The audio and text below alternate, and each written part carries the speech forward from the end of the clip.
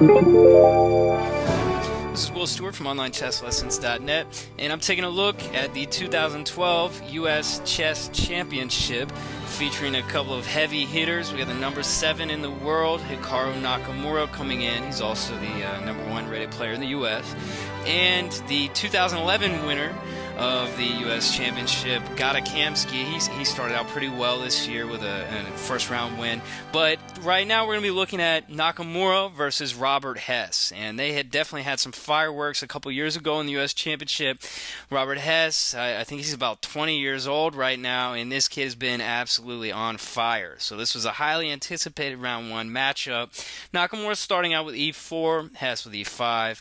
And so after knight c6, you might have been thinking Nakamura is going to go with the Roy Lopez. He decided to deviate here, maybe the Italian game, Giucco-Piano, some bishops opening with 3 bishop c4. However, after bishop c5 by Hess, Nakamura drops a bomb with b4. And this is the Evans Gambit, an opening you rarely see at the GM level. It's extremely risky. However, here Hess, I think Nakamura spotted, I think it was preparation here. I think he saw Hess might not have been entirely comfortable against the Evans Gambit, and Nakamura decided to just go after him from the start here. I should also mention that there's a Bobby Fischer $64,000 prize being offered at this U.S. Championship, and that if anybody goes 11-0, similar to what Bobby Fischer did, I believe, in the 1963 U.S. Championship, if anybody wins every single game, they win an additional $64,000 prize on top of the $40,000 first place prize. So maybe Nakamura had that in mind. He said, screw it, let's go for the knockout or nothing with the Evans Gambit. So kicking things off, Black has got to take the pawn, really. And the idea here for White is that he's really going to he's trying to knock Black off balance. He's trying to establish a very strong center, and he sacrifices the pawn for an initiative.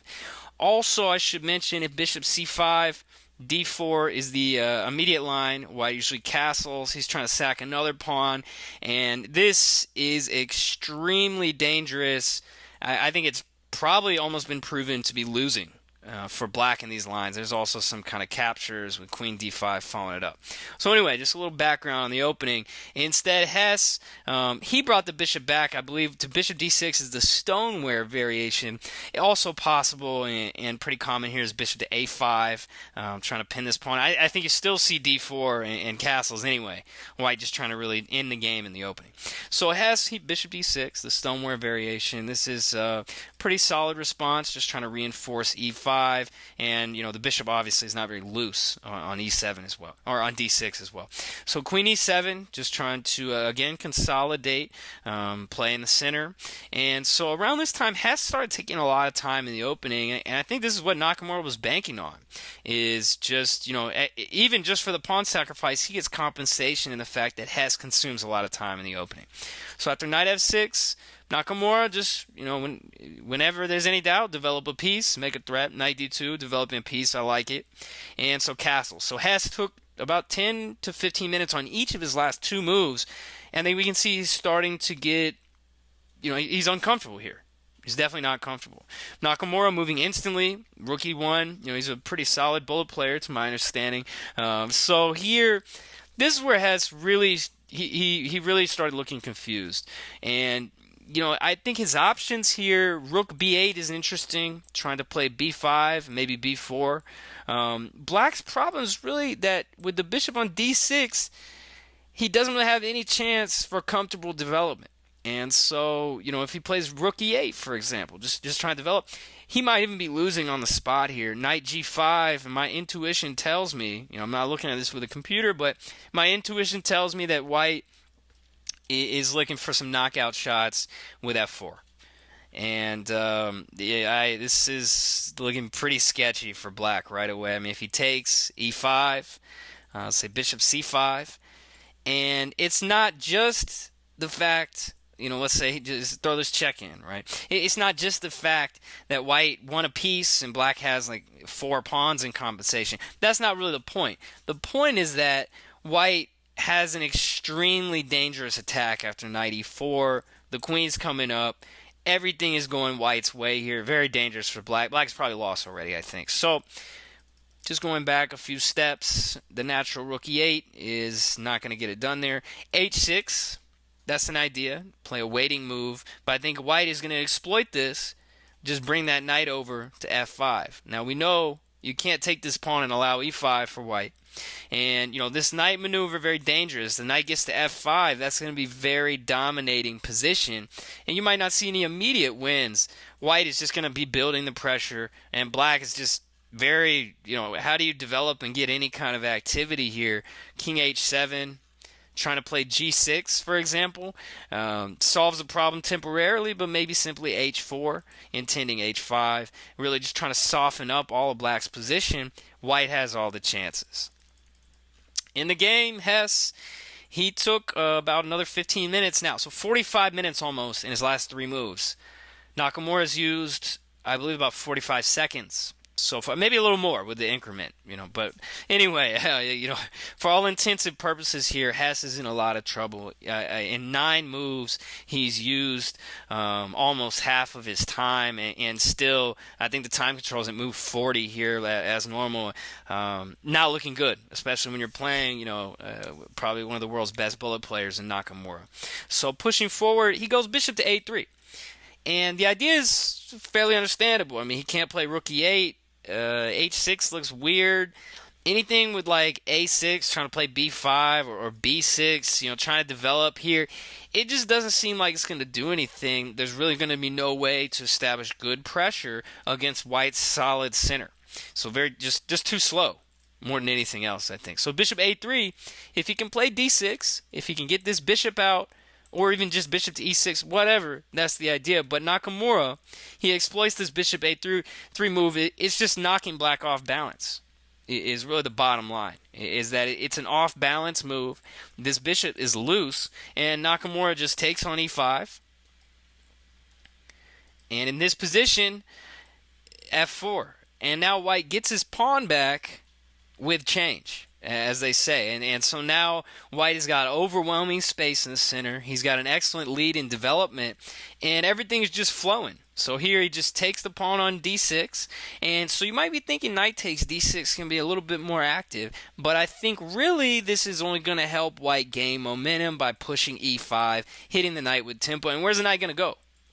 Where is it going? Not quite nowhere, but there's not really good places for the knight to go. So instead, he plays c takes d6, and he's trying to slow down white's momentum here in the center. And so knight f3, Nakamura, also I think h3 was possible. Knight to b3, certainly to be considered, trying to maneuver the knight into d4 here. But, just very direct play. Just knight f3. It does permit black to exchange. When you're defending, it really does help you out if you can exchange. But the deal is with bishop g4, now h3, making Luft for the king, and bishop b3, Hess is trying to dice it up, hit that bishop there. Now he takes, and it develops white's queen here. Now white, Bobby Fischer was certainly like this position, right? You got the monster light squared bishop lined up against an inactive knight. Not a lot of good squares for the knight. If the knight could get to c5, however it gets there, doesn't really matter. If the knight makes it to c5, black is probably going to be doing okay. But Nakamura plays extremely fast here, and Hess is just simply unable to recover. So it would be nice for black to try to get that knight in, but that's going to take forever, at least 3 moves there. And meanwhile, Nakamura is just he's ready to bulldoze in the center. So first Hess, he tries to develop rook to c5, and it's almost like black is down 2 pieces here. He's down a knight and rook. They're just not in the game.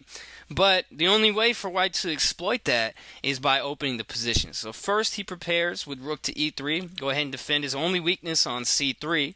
And after knight c7, simply e5. Very direct, very aggressive play by Nakamura. Not only is he attacking, is he opening up the position for his bishop, his queen, and potentially he could be opening up the f-file to establish a focal point on f7 with this e5 move. He's also complicating the game, and he's directly attacking black, while Hess is notably short on time. So very instructive. Your opponent's short on time, obviously you want to complicate the position, make him consume even more time in a dangerous position. So here, Hess, he takes, Queen takes b7 now. Now we got some pressure on this e5 pawn as well. And after a5, black has got to, he can't give up too many pawns. Now it's simply queen to e4. Nakamura just consolidates further, and Hess is in some serious time trouble. He's got about 15 minutes to make about 18 moves. That's going to be pretty tough against Nakamura. So also the knight is just so misplaced. There's just nowhere to put the knight. And so he tries knight e6, simply pawn takes on e5, and now rook e8, and black is now down a pawn. White also has a very nice bishop, very well placed, and potentially establishing a focal point on f7. Nakamura here, instead of rook f1, he tries rook d1, trying to capitalize on the open d file. And a very straightforward plan. Consolidate the extra pawn here and not allowing black any chances. Hess in serious time trouble. Tries queen b6, trying to open up some threats, take advantage of the newly open b file, and c4. So Nakamura said, I got an extra pawn. I got this bishop very strong here. So go ahead and reinforce, tie everything together. No weaknesses. And Hess, he tries to come in with queen to b1 here. And after king h2, he snatches a pawn. I mean, the guy was in serious time, so you can't blame him. And this actually leads to essentially a forced loss. So it starts with bishop takes e6. Now, he can't take with the rook. That's going to lead to a mate, right? That would be pretty embarrassing at the U.S. Championship. So instead, pawn takes, and simply rook d7. Black got his pawn back, but he's got absolutely no coordination in this position. It couldn't be easier for white to win here. I mean, but black he can't get anything going. All of his pieces are out of play. He tries king h8, trying to I guess he wants to defend with rook g8, and Nakamura just finds the kill shot. Rook takes g7, and here, Hess has got to take rook g3. And Nakamura just embarrassing people in this game. I don't know what happened. I mean, Hess got caught off guard in the opening. In this position, he can't defend the mate. There's two mates threatened on g7 and g8. Rook g8, I guess. No, but there's two mates threatened. There's no way for him to defend rook g8. So here, Hess resigned. But just taking a real quick peek at this game, Hess gets caught off guard in the opening. Bishop c4, I bet he thought that was kind of weird. Bishop c5, now b4. And it looks like he walked right into Nakamura's preparation. And, after this, Hess starts consuming a lot of time in the opening. Nakamura not using any time. And, black's extra pawn doesn't mean anything if he can't develop. After bishop a3, I don't want to say black is lost, but white is definitely a lot better. Very impressive game coming out by the number 7 player in the world, Hikaru Nakamura. And for one, I'm rooting for the guy to take down the 11-0, the extra $64,000 for the Bobby Fischer prize. It'd be pretty nice to see Nakamura really establish himself, without a doubt, as the best player the U.S. has seen since Bobby Fischer himself almost 50 years ago. So this is Will Stewart from Online Chess Lessons.